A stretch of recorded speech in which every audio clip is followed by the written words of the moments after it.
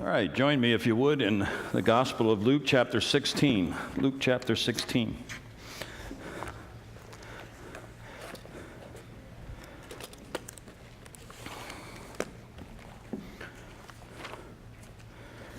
Let's read this passage first and then dive into it. Jesus is speaking. In verse 1, he also said to his disciples.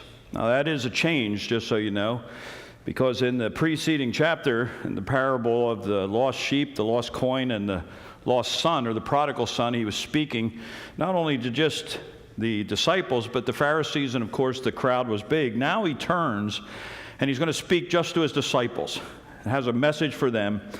And so this is a message to those who know Christ and are committed to being followers of him. Here's what he says. There was a rich man who had a manager, and charges were brought to him that this man was wasting his possessions. And he called him and said to him, "What is this that I hear about you?" He said, "Turn in the account of your management, for you can no longer be manager." And the manager said to himself, "What shall I do? Since my master is taking the management away from me, I am not strong enough to dig, and I am ashamed to beg. I have decided what to do, so that when I am removed from management, people may receive me into their houses." So summoning his master's debtors one by one, he said to the first, "How much do you owe my master?" And he said, 100 measures of oil. He said to him, "Take your bill and sit down quickly and write 50. Then he said to another, "How much do you owe?" He said, 100 measures of wheat. He said to him, "Take your bill and write 80. And the master commended the dishonest manager for his shrewdness. For the sons of this world are more shrewd in dealing with their own generation than the sons of light." That's an interesting thing to say to disciples, don't you think? The world is better at managing money than God's people are. The world uses their money in more shrewd ways than God's people do. That's an interesting statement to make, isn't it? How do you think you would have felt as a disciple standing listening to Jesus giving this particular statement? And that is right there the essence of this particular parable.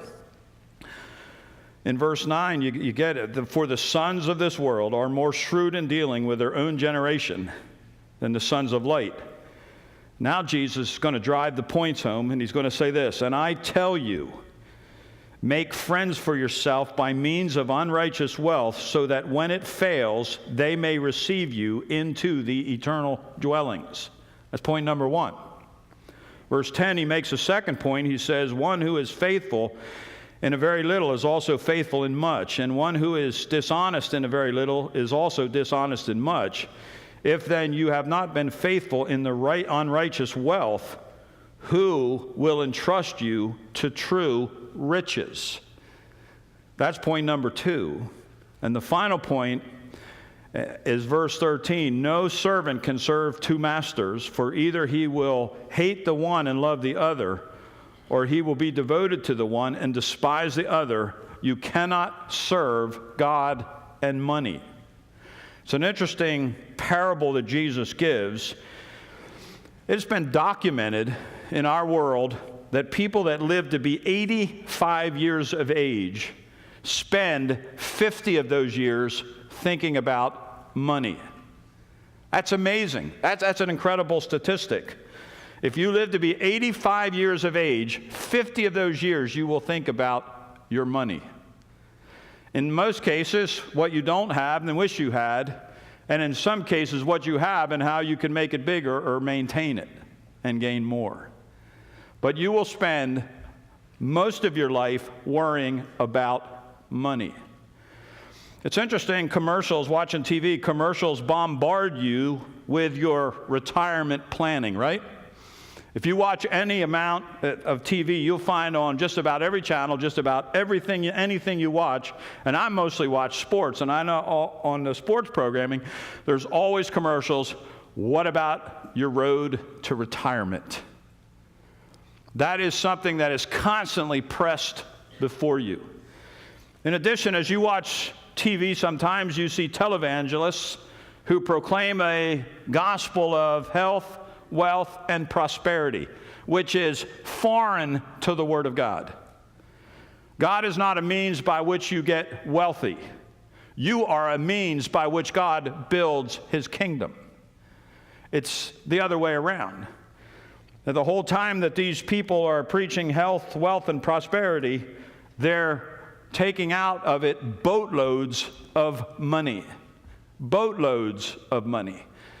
I read one statistic this week, or one story this week, about one of these televangelists that went over to the Philippines and just collected a boatload of money from this third world country and brought it back, carried it back with them on their $10 million airplane. And they taught, you get wealthy by making me wealthy and using God. That's something that's part of the culture, and you're aware of that today. You also live in a world that is economically unstable. You've seen that take place in the culture in which we live today. I picked up just 2 articles that came out this week. One of them in the Wall Street Journal said millennials face an uphill climb. The essence of the article is this: the more demanding jobs coupled with recession have postponed young Americans' entry into the workforce. The article starts out and says this: the on-ramp to adulthood is delayed and harder to reach for young people today, a reality that is changing the country's society and economy, according to new reports.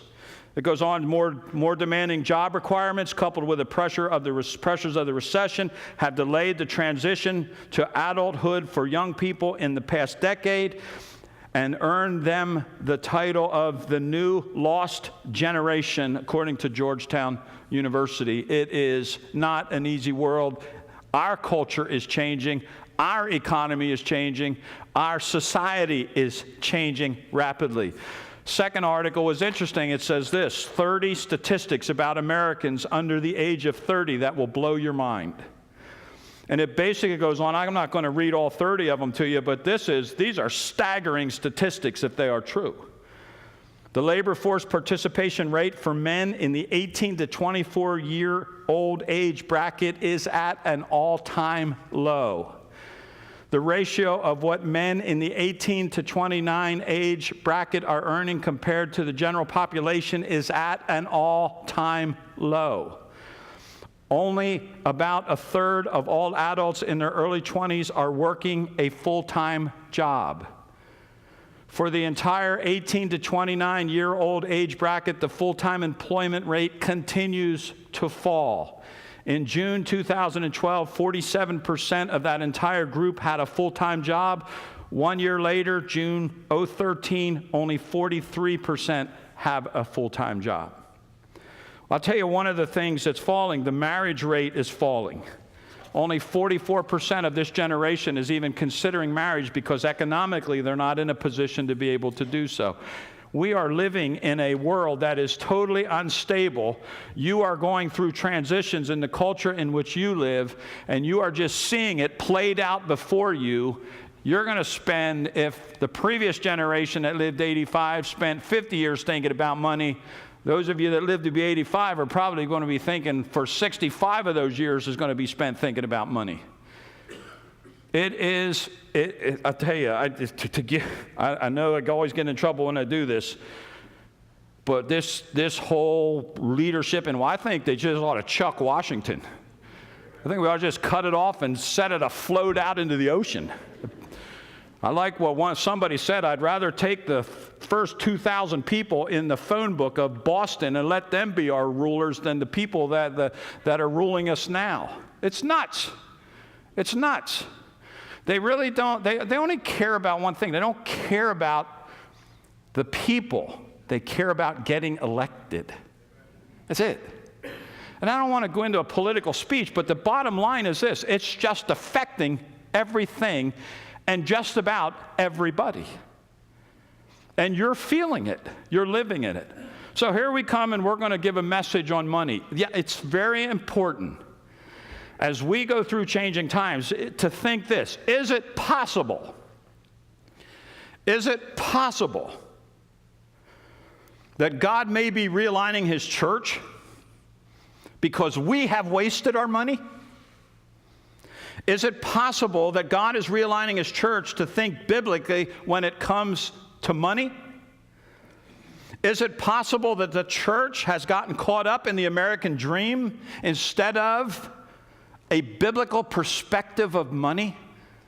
The American dream, guys, isn't biblical. The American dream is a dream of our forefathers of what could be. But it's not a biblical perspective. Your goal is not to live the American dream. Your goal is to be missional in the world in which you live, and you're going to see that God expects you to use what He has given to you for a purpose and a reason. And it's incredible.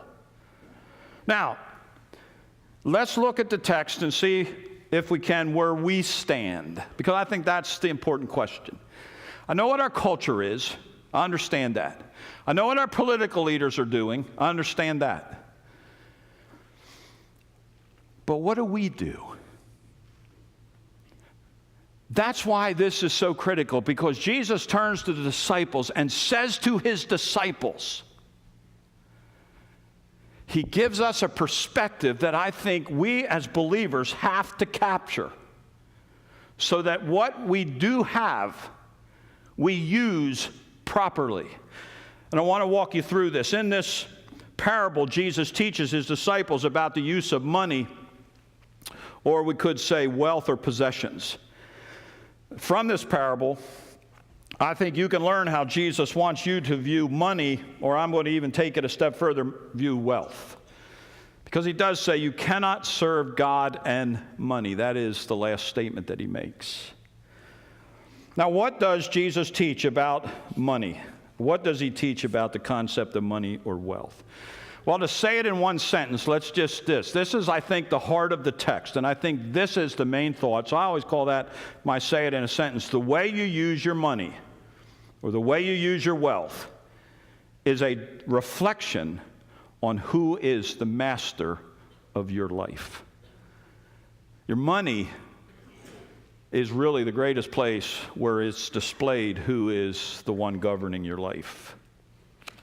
Now, as we walk into this, I want to show you that Jesus makes 3 points at the end of this story, and I want to try to get through all 3 of these today. I think we have the time to do it. The first thing that Jesus teaches in verse 9 is that disciples are to develop a perspective that is missional and use your money to build eternal friends.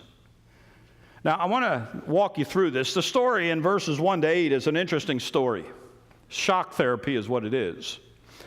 The main character is the manager of this farm, known as the unjust steward. He is the main character. What you have here is you have a large outfit. It's owned by an owner, as we would call it today, or in that day, the master owned this, probably a large type farm in the Middle East in that area, maybe a sheep farm or whatever, maybe a camel farm, bad hump day or whatever it was, but it was big. And what you have here is this owner probably has several of these, and so on each of them he has a manager or a steward who runs the everyday operation of the business. And this particular individual, this one in this story, in this parable, so it's not a true story, it's a story that Jesus gives, known as an unjust, he is embezzling money from his owner. And he's embezzling significant amounts of money. And finally, it comes to the attention of the owner, and what happens in verse 2 is he's fired. Verse 2 says, "And he called him and said to him, 'What is this that I hear about you?' He said, 'Turn in the account of your management, for you can no longer be manager.'" At that point, he's fired. Which, if you got caught embezzling money from your boss, my guess is you'd be fired too. So he said, "Turn in the accounts, you're done." His predicament is seen in verse 3. He's old enough that he stands back and he says, "Uh-oh, what am I going to do to make a living. How am I going to sustain myself in the future? And he has a predicament that goes two ways. One, he's not strong enough to go back into the fields and be a worker, from which he probably came. He probably grew up working in there, so he understood the business. He understood the everyday operation of it. And he says, because of my age, I can't go back and work in the fields. I'm not strong enough to dig anymore. And the second predicament he has, he's too proud to be a beggar. Look at verse 3. The manager said to himself, what shall I do since my master is taking the management away from me? I am not strong enough to dig, and I am ashamed to beg. So he's not going to be a beggar, and he can't be a worker. What's he going to do? That's the predicament that he's in. And so this guy, being the shrewd businessman that he is, sits down and comes up with this pretty incredible idea or plot. He devises a plan to embezzle more money from the owner, and he sets up this system where he'll set up himself financially for the future. So what he does is he comes to this particular individual who owes his master money, and he says, how much do you owe the master? And the first one says, well, I owe 100 measures of oil, which is about 580 gallons of olive oil, which was a significant amount of money. And he says to him, he says, sit down and quick, write me a check for half of it. And that's what happens. And this is a significant amount of money. And he goes to the next one and he says, how much do you owe my master? He says 100 bushels of, or 100 measures of wheat. And he says, all right, sit down and quickly write me a check and write me 80% of that. And the idea of this story is that he does this beginning at this creditor or person who owes the most and just goes all the way down the line, and he sets up this scheme to just embezzle money, and he gets all these people to write him a check quickly, and what he does is he secures his future by embezzling from his owner. And that's the story. The idea here is he used the friendships that he had built with the people he did business with to pull off this scheme. He knew these guys. He worked with them every day. In the operation of the business, there was the coming and going of wheat. There was the exchange of olive oil. There was the operation of all of this stuff taking place. So because he had worked with these guys day in and day out and every day, he knew them. Because he knew him, he goes to him and says, hey, write me a check for 80% of that. The guy sits down and writes him a check for 80%. And he does this. He uses his friendships with the people he did business with to pull off this scheme. And the idea here is this. He did this with all those that had debt owed to his master. But the problem is this plan is as corrupt as it gets. It's wrong because it cheats the master out of what is his. But it does set up this steward for life. And people always seem to be concerned about the future. You do. I do. How am I going to survive? How am I going to make it? And so he sets it up where in this parable, at the end of this parable, this guy is set for the rest of his life. Doesn't have to work, doesn't have to dig, doesn't have to beg. He's set. Now, the praise in verse 8 is where it gets a little tricky.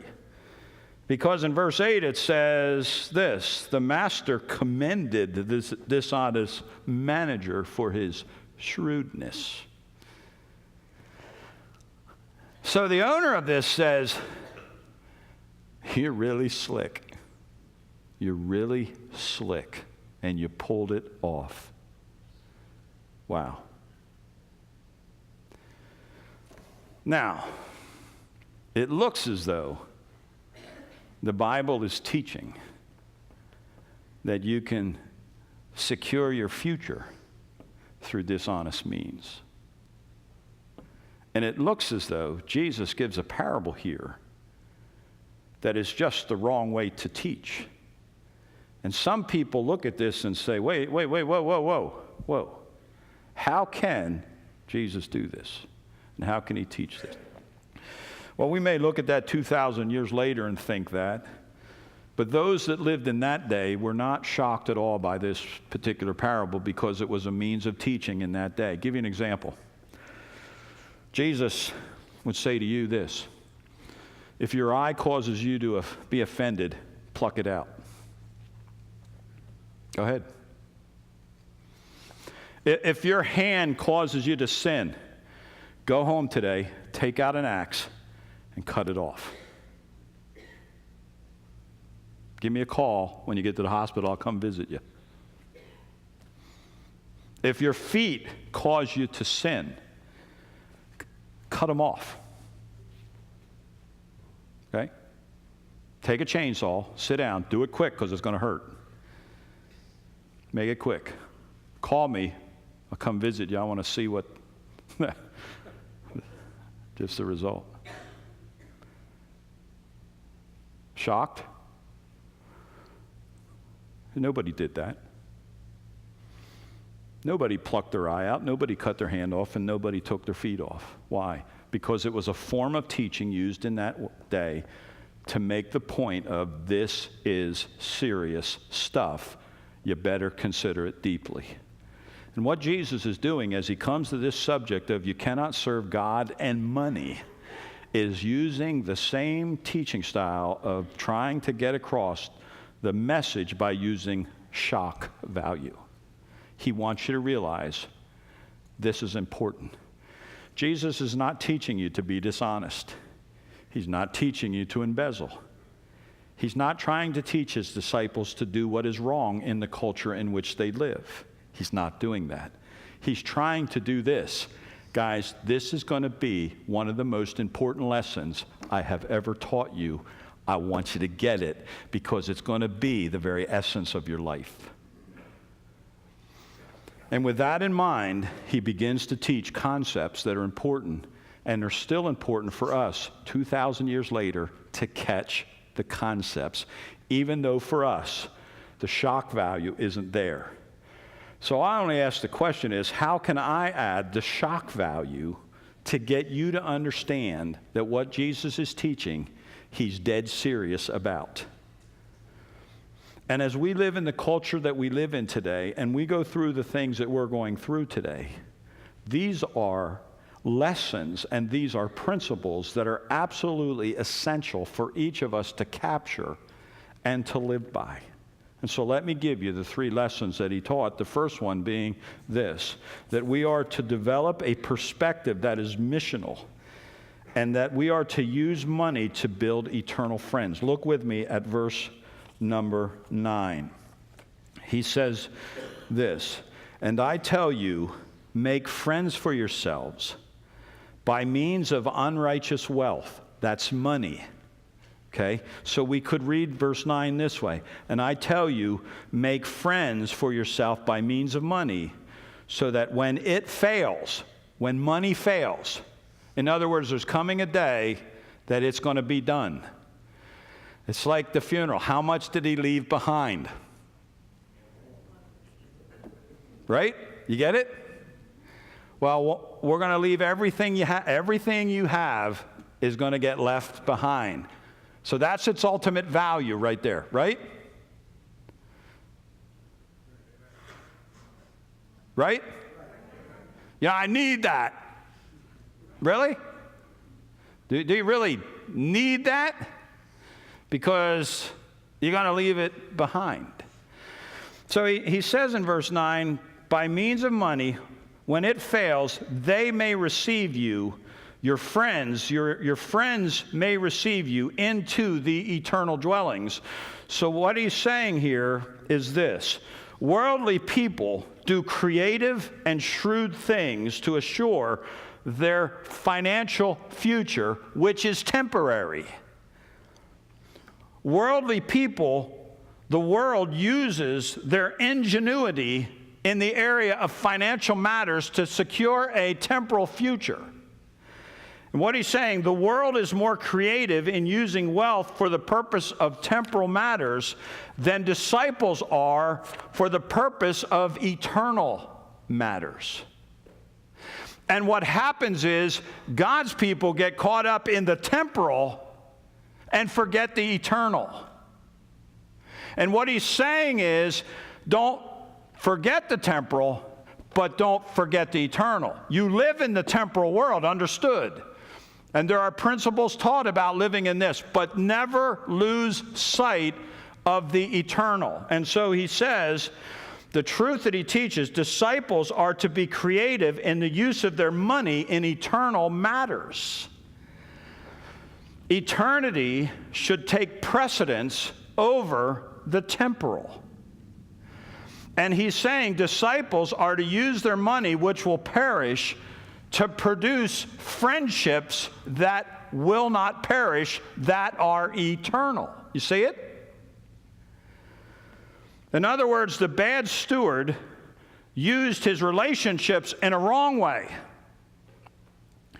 He's saying disciples are to use their relationships in a right way. It was interesting the other week in the Gospel Project, which we've been teaching in our Adult Bible Fellowship Hour. The other week was a really neat lesson on the theology of vocation, the theology of work. Do you realize that your greatest impact in this world is felt through your work? The greatest contribution that each of you make to the culture in which you live ultimately comes through your work, because it's where you spend a good bit of time. It was an interesting lesson to understand the theology of this whole thing. And what he's saying is disciples are to use their relationships in a right way to create eternal friends, not just temporal friends. And Jesus wants us to make eternal friends. Now let me let's just walk this trail for a minute, all right? Getting that concept, I want to drive this home. I want you to see this because it's very important that you catch this concept. Can you see the missional component of this parable? That's important. Verse 9 contains it, where he makes the statement, I tell you, make friends for yourselves by means of unrighteous wealth. Use the resources that God gives you to build friendships that are going to last for eternity. That's a missional component. The idea there is you're always thinking in terms of this. How can I present Jesus, and how can I present the gospel to people, and what is the vehicle, or what is the means, or what is the resource which I possess that God has given me that I can use to accomplish building eternal friendships? Do you see the missional component in that? Because I think what happens, and we can say this about our church, what happens to a church starts out, it's all missional, has to be. Because when we started out as a church, we had 29 people. That was it. We were just thrilled back then to have 29 people. But we said, what do? We're going out in the community, and as faith went out in the community, it began to reach people. And this church began to see more and more people come along and come our way. Then what happens is we got more people is we said, well, we got people now, and we began to stop being missional, and we began to turn our focus on being internal, and we said, we really got to take care of what we have. And you really have to take care of what you have, but you can't stop being missional. And we did. And we pulled ourselves out of the world, and we yanked ourselves out of places to the point where, I'll tell you when it hit me years ago. We started our own Little League. And we had other churches that were involved with us. We Bethel up here up the road and Calvary Baptist down the road. We had like 8 or 10 Little League teams. We didn't call them Little Leagues because that's a copyrighted patent name. We couldn't use it. But we started our own baseball league, played it up there on the field or different fields that we had coaches, had uniforms, everything. And one day we said, what are we doing? Because our kids and our families need to be down there where the world is. And we said, let's shut this down and let's get ourselves out in the world. The missional component. Now, I'm going to tell you this. Because I think this is the most important principle Jesus teaches right here. If you don't have a missional mindset, you're not using your money right. You can't. You can't. Here's the other thing that we do. This is a shot at us. Well, I give my money to missions. Okay? Great. And that's why Jesus says the world is shrewder than you are. Because I want you to think the next term, not only to see the missional component, but I want you to ask yourself a question in this: what's a friend? What's a friend? Because Jesus uses the word friend in this passage. And he says, look at it again, verse 9. He said, and I tell you, make friends for yourself. Emphasis. It's almost reflective. In other words, what friends have you made that are going to be standing with you and welcoming you in eternity? Well, I gave it to the missionaries. Okay, then the missionaries are making friends, but you're not. See? Make friends for yourself. There's a missional component here. It means this: every one of us should be doing this. Every one of us. Every one of us should be able to point to people that are going to be in eternity with us because we had the opportunity to share the gospel with them. That's something happened the other day. I forgive the personal illustration. We were at Laverne's funeral, Landis's funeral the other day, Robin. And I had someone come up to me, and my wife brought it up because this particular person talked to my wife and said this. She said, years ago, I came to your church, not my church, God's church. And she said, you came up to me and you said one thing to me. She said, I never forgot it. She said, when I came and visited your church, you simply came up and asked me if I was a Christian. It was in a setting similar to this. I go around and talk to different people all the time. She said, you just asked me, am I a Christian? And she said to me the other day, this was at your funeral, Robin, she said, I want to thank you because that began my journey that I ultimately came to Christ. Now, Robin, I was mourning the loss of Laverne, but I was shouting that I had this much a part of building an eternal friend. Those people don't go to our church, but they go to a church. She came to Christ. And I only say that to say this. You don't know what comment, sentence, question you ask, statement you make.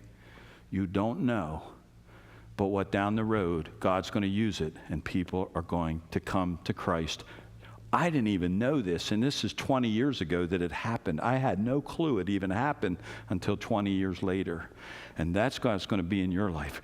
God is going to take the circumstances in which you live, and God is going to use you with your circumstances. And if you'll be shrewd in the way you do. Now, you don't use money to do this. For me, it's a motorcycle. Stupid motorcycle has been a means to build what is becoming eternal friends. It's amazing. For you, what is that bridge? What is that means? What is that open door? What is that opportunity? But the whole thing you have to understand in this parable is this. You have to develop a missional mindset. If you don't have a missional mindset, you won't use your money properly. Now, I'm not saying stop giving to missions. I'm not saying that. In fact, I'd say give more to missions. But I'm trying to challenge you in this way. What are you doing personally to build eternal friends? And that's the point that Jesus makes. And Jesus says the resources that you possess are given to you so that you can use them in this way. So the point that he makes in this first one of a disciple is to develop a missional mindset, to use temporal resources to build eternal friendships. How are you using and how are you being creative to use the word, and I don't necessarily like this word, but it's the word used. How are you being shrewd? How are you being ingenious? How are you being creative in the way that you are living your life so that you can build those friendships? Now, each of us are going to be different. Some of you don't ride a motorcycle, please. You don't. And it's others of you, be careful how you drive your cars, because we're out there on our motorcycles, right? But you have opportunities. What are yours? So if you walk up to me or I walk up to you and I say, hey, what's your bridge? You're going to say, well, this is what I use. This is my means. Or you got to say, I got a couple of them. Use your ingenuity. Use your creativity. And what Jesus is challenging us is this: be more creative than the world. When the world becomes creative to set up their temporal future, you be even more creative when it comes to being missional and creating eternal friends. And that's going to look different in everyone's life. There is no set pattern. That's why I'm at the point where the Roman road to salvation, or these different plans of salvation, okay, they're good to learn, but they're just...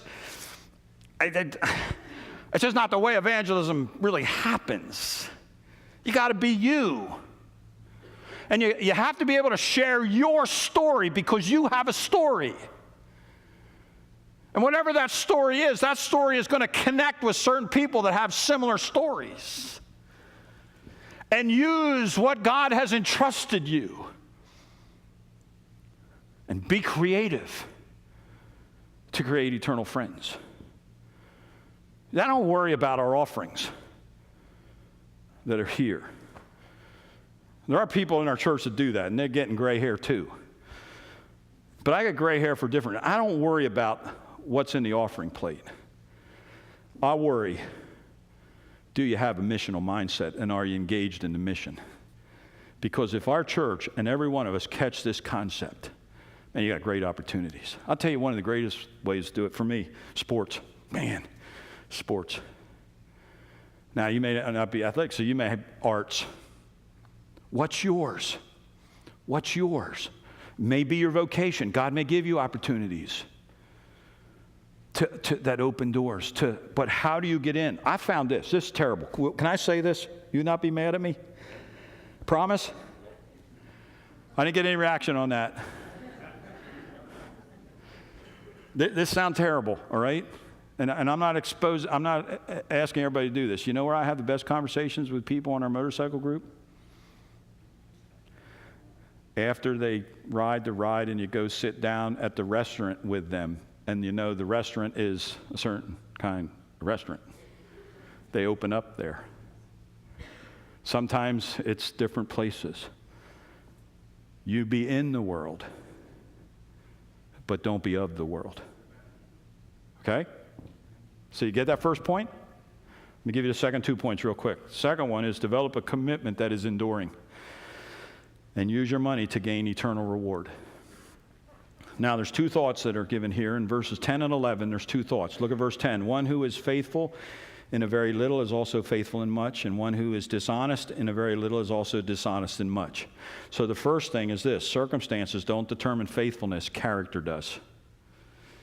And if you're here today and you don't have a lot, you just have a little bit. There's nothing wrong with having a little, okay? But what are you doing with it? How are you using? And if you'll be faithful with a little, if ever you have a lot, you'll be faithful with a lot. If you're not faithful with the little, if you're looking and saying, well, I don't have much, so I can't do much, then you're really never going to get much. You won't, and if you get much, you won't be faithful with much. So what Jesus teaches to his disciples is this: what's important is your character. So why do you give? Easy. Because Jesus told us to give. End of sentence. That's why we give. And if you love me, keep my... So if I don't give, it's a living demonstration that I don't love.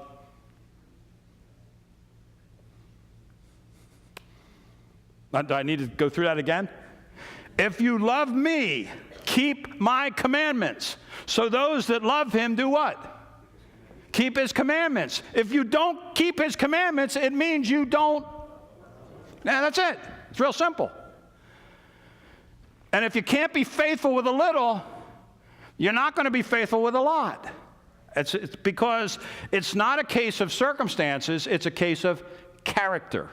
That's the first point he makes. Second point he makes is this: there are eternal implications to the use of your money now.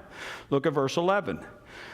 If then you have not been faithful in the unrighteous wealth. Let's read it this way.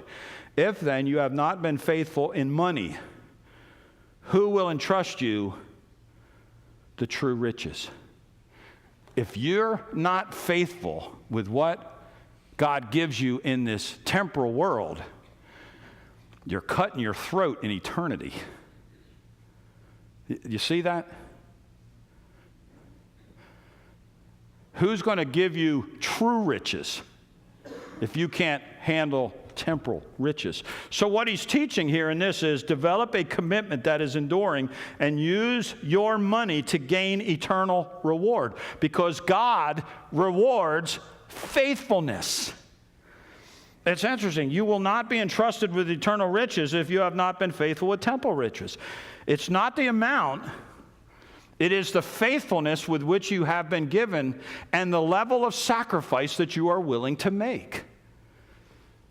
And if you don't invest money in the work of redemption, you are impoverishing yourself in the future, in eternity. Well, at least you'll be there. You're right. That can be your theme. At least I'll be there. Guys, I don't want to live my life and say, at least I'll be there. I want to get there, and I want to hear those words, well done, thou good and faithful servant. Well done. I don't want to get there and say, I'm sorry, Lord. I know I had that money, but, I needed this and I needed that. You know what I'm saying? Well, I want to hear well done. And make a commitment that is enduring. That's why I say to you all the time, I try to say to you, look, give a penny. Just be a giver. Just be a giver. Get on the giving side, because I've never seen anybody, you give a penny and you watch what God begins to do with that penny, and you'll give more, because you'll see what God does. And just develop the commitment. Last thing I want to, MacArthur said this. I thought this was an interesting point. In the commentary, he made this observation. He said, the widow who had nothing gave everything. People who have everything tend to give nothing. It's never about circumstances. The last thing is develop a lifestyle that reflects your master and use your money to glorify God. Verse 12. He makes this observation in verse 12. And if you have not been faithful in that which is another's, who will give you that which is your own? The idea here is that everything you have, every penny that is in your bank account or in your wallet or in your purse isn't yours. It's God's. You are just a steward. And the point of this is, if you don't use it, you're embezzling the master's money. And so the point he makes is, realize and develop this lifestyle. Everything I have, everything I own is not mine. I own nothing. It is only what has been entrusted to me by my master. It's his. And that's a perspective that is important to understand. If you're not a faithful steward now, you are not reflecting God, who is your master. Look at this. No servant can serve two masters. Either he will hate the one and love the other, or he'll be devoted to that one and despise the other. You cannot serve God and money. You can't have it both ways. That's a delicate balance that's difficult to, where is that? Where's the lines there? And I can't stand up in front of you today and draw lines and say, here it is. It really comes down to this. It comes down to your personal relationship with God and your walk with God. Realizing that what you have is His, whatever it is, belongs to Him, and I have a responsibility to use it right. Now, the purpose is that God may be glorified by the use and the way we use what belongs to Him. And when you use your money, when you're ingenious, when you're creative and missional, and when you're committed, and that commitment is an enduring commitment, looking for what is eternal, then what you're going to do is your lifestyle is going to bring glory to God, because it's going to reflect the lifestyle that God is your owner. God's the master. I'm but a steward of what He has given to me. It's a great perspective. I hope you can catch it.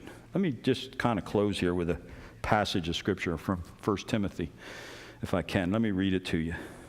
Kind of goes along the same lines. Paul writes to Timothy and says in 1 Timothy chapter 6, verses 6 to 12, he says, "Now there is great gain in godliness with contentment. For we brought nothing into this world, and we cannot take anything out of the world. But if we have food and clothing, with these we will be" what? Content. "But those who desire to be rich fall into temptation, into a snare, into many senseless and harmful desires that plunge people into ruin and destruction. For the love of money is the root of all kinds of evil. It is through this craving that some have wandered away from the faith and pierced themselves with many pangs." Boy, we could tell stories over the years of people that have done exactly that. Won't do it.